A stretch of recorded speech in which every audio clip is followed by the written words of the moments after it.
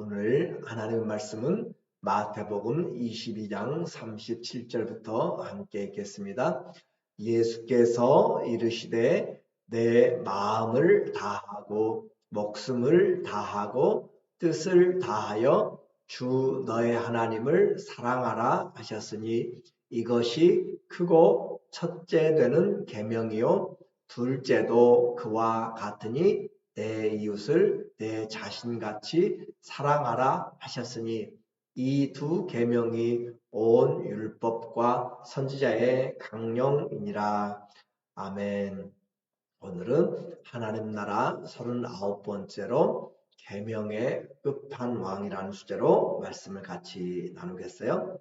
최고의 계명인데 좀 더 우리 가운데 다가오는 말씀으로 요즘의 세대를 쫓아서 끝판왕이라는 그런 말씀을 같이 했어요. 천국은 하나님의 마음을 품는 자들이 들어간다라고 했습니다. 하나님의 마음을 품는다라고 하는 것을 다른 말로 표현하면 주여 주여 하는 자가 다 들어가는 것이 아니고 하나님 아버지의 뜻대로 행하는 자가 들어간다라고 하는 마태복음 7장 21절의 맥락과 같이 하나님의 나라는 장소적인 개념 그 부분도 우리가 가지고 있지만 그러나 그보다 더 중요한 것은 주 예수님 계신 곳이 그 어디나 하나님의 나라인 것처럼 하나님의 마음을 품는 자가 곧 하나님의 나라를 들어갈 수 있는 자격이 있는 것이에요. 그것은 바로 주님을 받아들이면 됩니다. 이제 예수님의 마지막 고난수간이 며칠 남지 않았습니다. 그리고 많은 논쟁을 지금 하고 있는데 마지막 가르침이죠. 그만큼 중요한 부분이 있습니다. 우리가 성경을 읽고 배우는 수많은 사람들 또 사이비와 이단들도 성경을 보면서 해요. 그런데 성경을 읽고 배워도 잘못 배우는 것이 있습니다.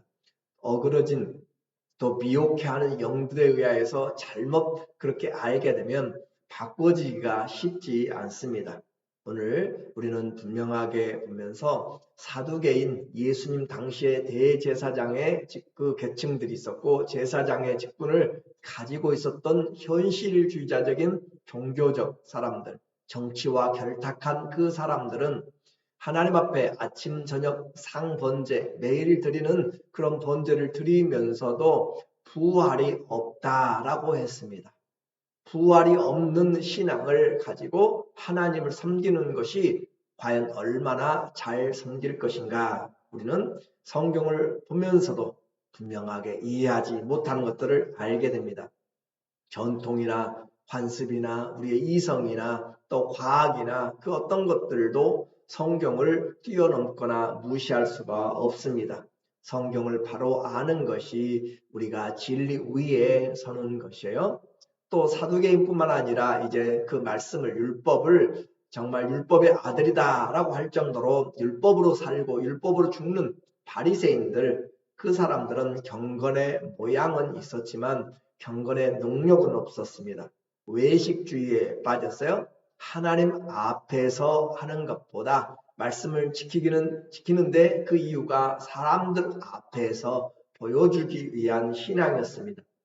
그래서 우리가 성경을 보고 똑같은 말씀을 듣고 읽어도 그 말씀의 중심으로 말씀을 믿는 것과 중심으로 하나님을 사랑하고 행하는 것은 다르다라고 하는 것을 우리가 알게 돼요. 그래서 중심을 보시는 하나님 앞에서 우리가 해야 되는 것이고 오늘 또한 이 사두개인들의 그런 잘못된 이 부활관을 주님이 고쳐주셨다, 아니 그들을 책망하셨다라고 하는 걸 듣고 한 바리새인이 이제 율법사가 예수님을 시험하기 위해서 질문을 하고 있습니다. 35절에 보면 그 중에 한 율법사가 예수를 시험하여 묻되 선생님 율법 중에서 어느 계명이 크니까 우리가 기자회견을 하는 것처럼 정말로 중요한 질문을 하고 있는 것이에요. 율법사들 성경을 연구하는 자들죠. 율법사들의 가장 중요한 질문일 뿐만 아니라 이것은 예수님에게 정말 하나님의 아들이고 또 하나님의 뜻을 행하러 왔다면 예수님 당신이 성경 지식이 얼마나 되는지 성경을 얼마나 아는지를 분명하게 체크할 수가 있는 것이잖아요. 그래서 수학계의 어떤 거장이 또 인터뷰를 한다면 수학에서 가장 중요한 문제가 무엇인가 라고 묻는다면 그 수학에 대해서 대답을 해야 되는 것이죠. 그런 것처럼 오늘 예수님에게 어느 율법이 어느 계명이 가장 큽니까? 라고 이야기하면 예수님이 성경을 바로 이해하고 있는지 그것을 그냥 확인할 수가 있는 것이에요. 그래서 아주 중요합니다. 우리는 성경에서 중요한 것이 있어요. 가끔 우리는 중요한 것은 놓쳐버리고 중요하지 않는 그것으로 인생을 낭비할 때가 있습니다. 우리는 정말로 뜨겁게 사랑하라고 한 것이죠. 그런데 그런 사랑보다는 오히려 남은 시간을 헛된 일에 분유하며 보내는 것도 우리는 잘못된 것이죠. 그래서 진리를 가지고 우리가 움직여야지 비진리를 가지고 나누어지고 싸우고 다투면 안 되는 것입니다. 이와 같이 주님에게 질문하고 시험하는 그 율법사에게 예수님의 대답을 보니까 37절에 예수께서 이르시되 내 마음을 다하고 목숨을 다하고 뜻을 다하여 주 너의 하나님을 사랑하라 하셨으니 이것이 크고 첫째 되는 계명이요. 내 마음을 다하고 신명기 6장 4절에부터 나오는 이야기잖아요. 쉐마 이스라엘 들으라 이스라엘아 라고 하시면서 모세가 하나님의 말씀을 가지고 가나안 땅에 들어갈 그 다음 세대에게 마지막 40년 광야 생활을 결론 지으면서 하는 말씀입니다. 마음을 다하고 목숨을 다하고 뜻을 다하여 주 너의 하나님을 사랑하라. 이것이 크고 첫째 되는 계명이다. 이 질문과 대답은 신학자들에게 뿐만 아니라 모든 신앙인에게도 가장 중요합니다. 오늘 성경을 다 덮어서 다 합쳐서 무엇이 가장 중요하냐고 묻는다면 율법과 복음, 구약과 신약 다 합쳐서 바로 하나님을 사랑하라 라고 하는 것이고 이웃을 사랑하라 라고 하는 것으로 끝낼 수가 있다라고 하는 거죠. 그래서 우리가 이것이 중요하다라고 하는 거예요. 그래서 기독교의 신앙을 사랑이라고 하는 것이고 그 사랑이 어디서 나타났는가? 예수 그리스도가 십자가에서 죽으심으로 하나님의 사랑이 여기에 나타나 있다라고 그렇게 이야기를 한 것이죠. 이것은 중요하다고 했어요. 근데 우리에게 문제는 뭐냐면 성경을 이 계명을 모르는 사람이 없어요. 다 합니다. 기독교의 가장 큰 계명이 무엇인가? 사랑이다 라고 하는데 그것을 행하는 것, 성경의 말씀 진리를 믿고 따르는 것, 순종하는 것은 우리가 또 거리가 멀기 때문에 이것이 문제인 것이죠.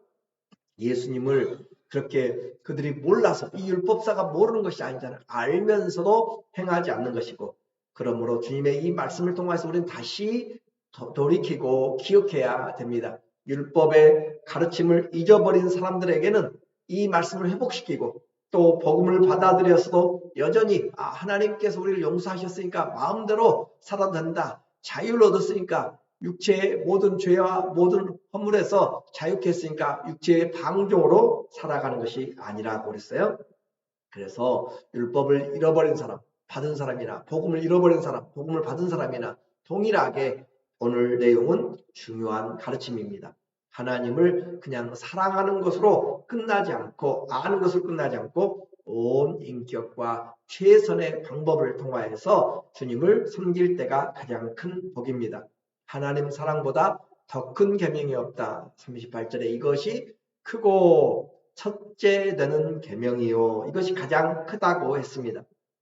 오늘날에도 마찬가지 이것보다 더 큰 것들이 있다면 이것이 무엇이라고 했어요? 우상 숭배라고 했어요. 하나님 사랑보다 더 큰 것이 내 안에 자리하고 있다라고 하는 것이 우상입니다.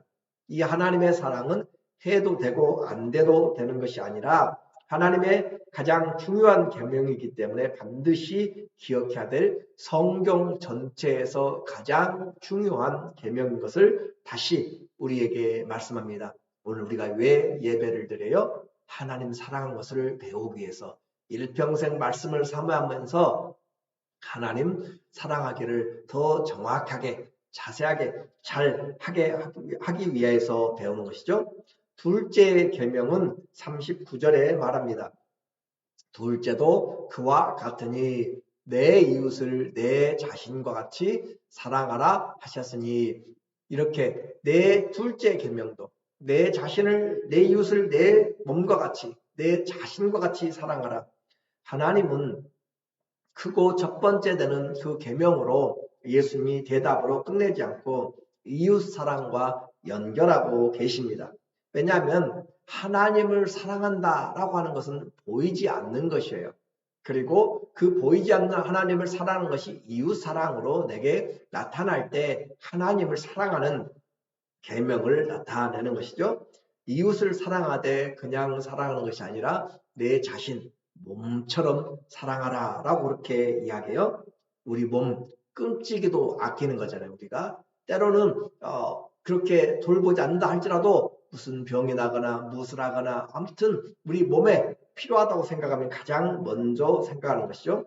내 몸이 귀찮으면 모든 것이 귀찮은 것이고, 자기 몸을 위해서 자 아끼지 않은 사람은 정상적인 사람이 아니에요. 물론 아껴야 됩니다. 그런데 내 이웃을 내 몸과 같이 사랑하는 말은 우리의 이웃을 삶에서 결코 떠나게 해서는 안 된다. 내 이웃을 내 삶에서 항상 같이 생각하라. 그래서 우리의 몸을 비유한다면 머리와 발과 손이 각각 따로따로 생각할 수가 없는 것처럼 신앙생활하면서 하나님 사랑하는 사람은 이웃사람, 형제 자매들을 항상 같이 생각해야 된다. 그런 말로 이해하면 훨씬 더 본문에 합당합니다.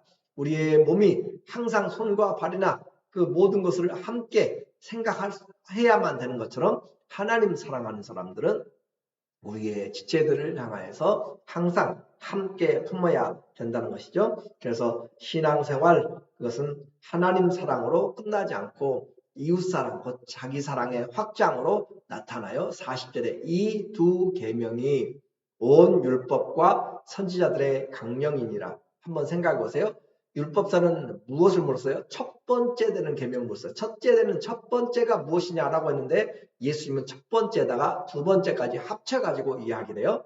왜 그래요? 이 첫사랑은 두 번째와 떨어질 수 없기 때문에, 우리가 예수님의 몸이면 머리가 예수님이시기 때문에 교회의 머리가 예수님이시고 몸이 그분의 교회 우리가 몸이기 때문에 머리와 몸은 떨어질 수 없는 것처럼 하나님 사랑과 이웃 사랑은 떨어질 수가 없다라고 하는 것이죠. 그래서 예수님도 이와 같은 사랑을 이 신명기 6장 4절에서 인용했지만 마지막 떠나시기 마지막 밤에 주님께서 성만찬을 하시고 이 말씀을 다시 하세요.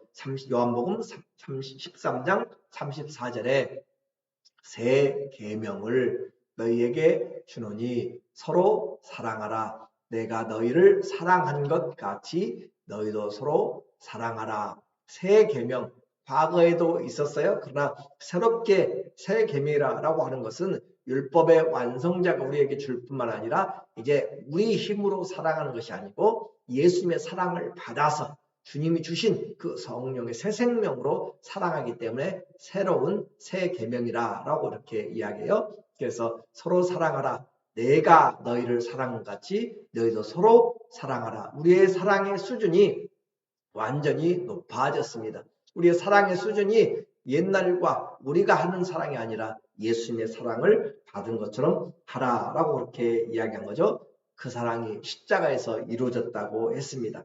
하나님을 사랑함으로 예수님은 자신의 목숨을 순종하기 위해서 오셨고 우리를 사랑함으로 아낌없이 내어주신 것이 바로 예수님의 사랑이죠.